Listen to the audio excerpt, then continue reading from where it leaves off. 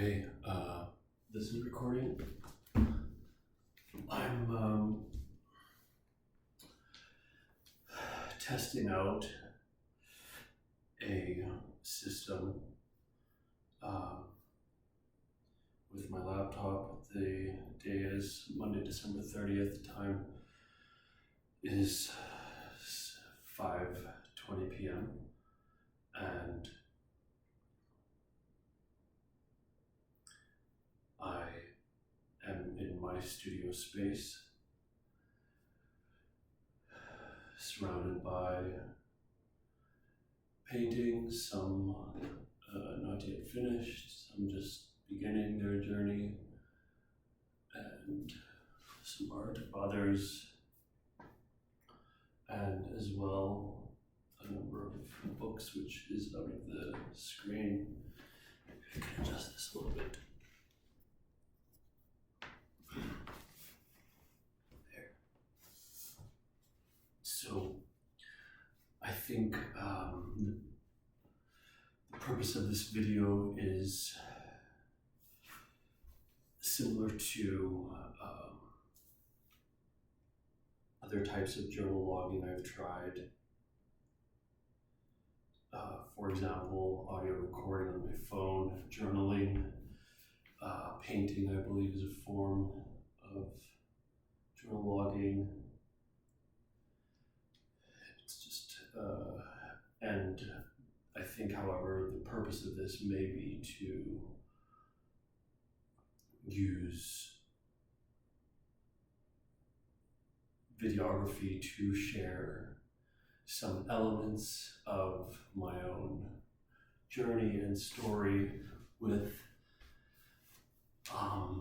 viewers and people out there,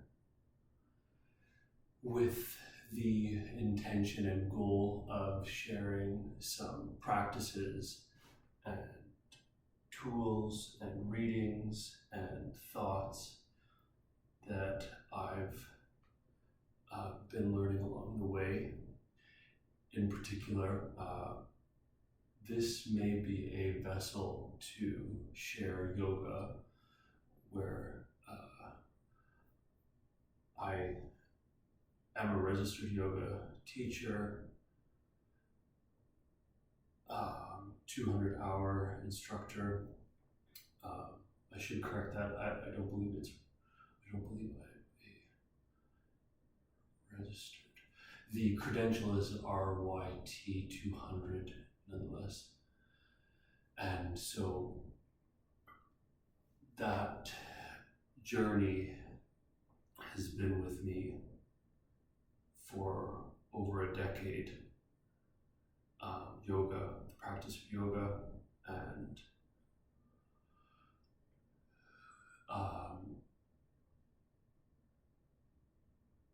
learning a new relationship with the body, with the breath,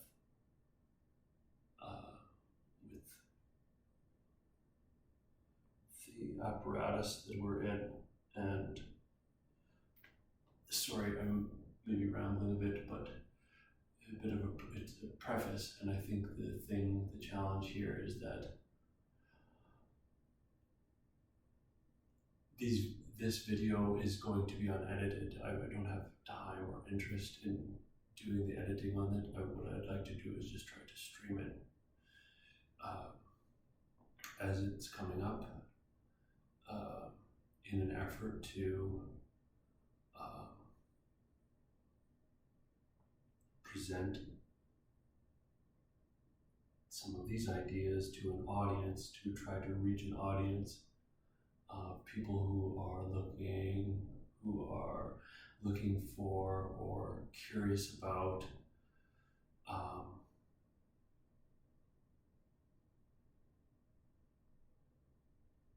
some of these kinds of strategies and systems and pathways of change. So what I think tonight I would do is just a brief reading, and then move into a bit of movement, and perhaps then try to think about how to publish this as something that is useful, or with good intention of publishing this on YouTube. So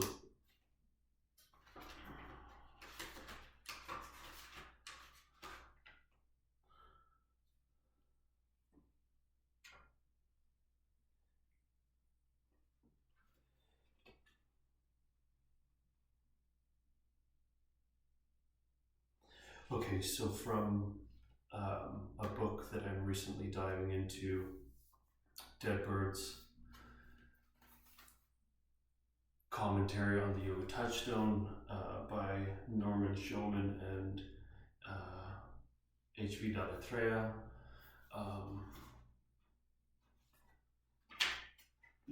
The book is written, the book is for those who wander the sky. There are many resonances in yoga from the mythology of Rudra, the Lord of Yoga. The resonances continue to permeate the metaphysics and the practice of yoga. However, yoga is known from yoga. There is no need to establish metaphysics from a symbolic complex, or to correct those metaphysics through myth. Everything one needs to know is available to one through oneself. That is the only path. There are no secrets.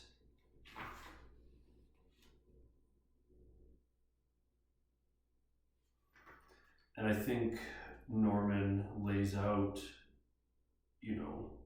with this invitation,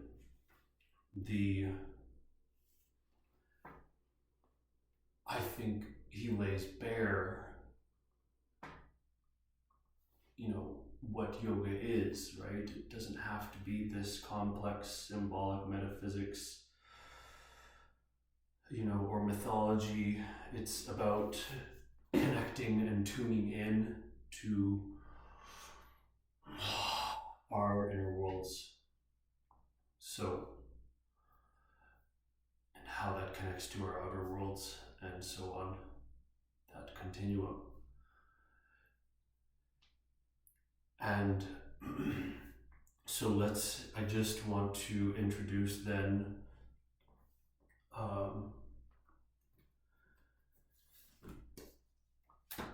tonight to Lotus.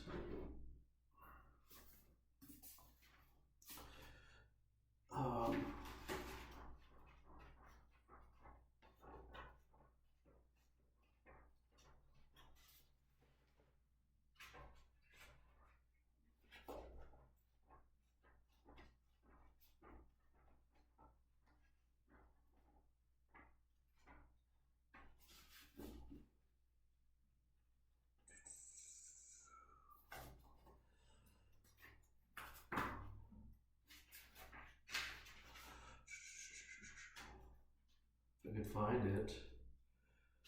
I have a bit of difficulty finding it.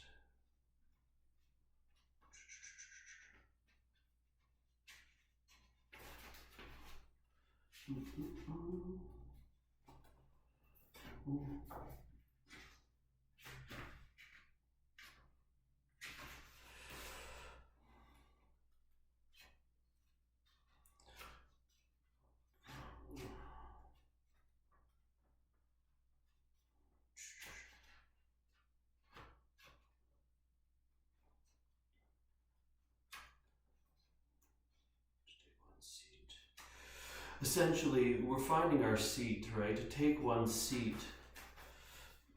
Asana is to take a seat, take one's seat. So we're doing that through Lotus, right? And we come into this position.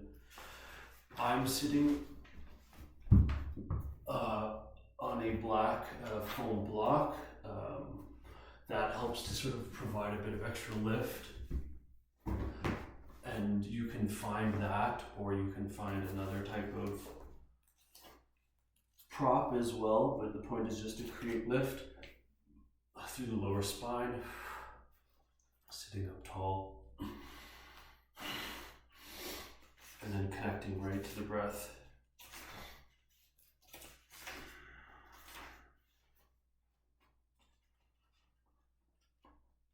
And when we sit here, we want to think about elongating, the seat, triangulating the seat. We feel the contact points of our feet, our ankles. We feel the bones, the hard bony prominences, how they sit into the floor. We feel how the soft components sit into the floor. Everything just takes its rest. And it's just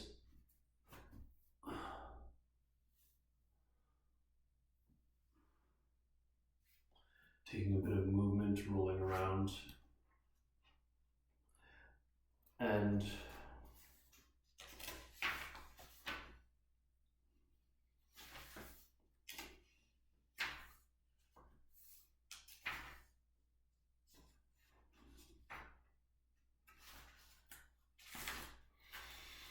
connecting to the breath, grounding down in the breath.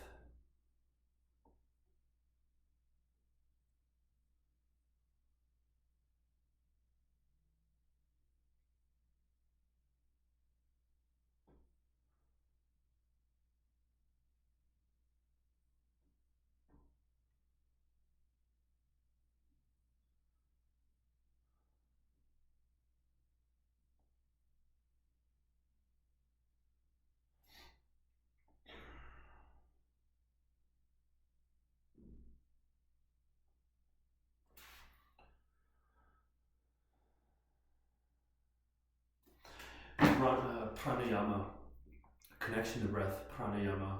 This is the essential force driving through the practice. We use breath to expand through the body, and I want to try to be intentional. I think using is not the right term. We integrate breath.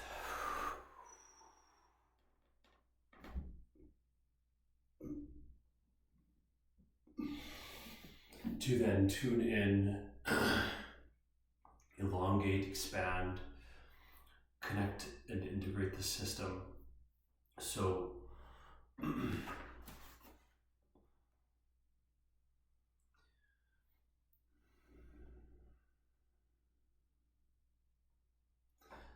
it is part of that purification process, as Iyengar talks about in Light on Yoga. He says, as a wind drives smoke and impurities from the atmosphere, pranayama drives away the impurities of the body and the mind. Then, says Patanjali, the divine fire within blazes forth in its full glory, and the mind becomes fit for concentration, dharana, and meditation, dhyana. Yoga Sutras, chapter 2, 52 and 53. This takes a long time. By degrees is the darkness banished by the dawn. So again, the metaphor being employed in this is the smoke and impurities and the dawn and the degree of changes that come. But it takes time, and we have to connect to the breath. And the best way to do that is to sit and tune in. Sometimes we lie on our back and we use our hands and we feel that expansion. We feel where the breath is coming, but we want to soften the shoulders. We want to alternatively feel the shoulders hunched and then relax them, noticing these differences in how it connects to the breath, and it simply takes time. So we practice for a minute or two, and that's why I want this video to be short. I want it to be just brief to share this with you and build as as it goes. So I'm going to stop the recording, and I hope that it reaches some people who might be curious about practicing and exploring some of this as well.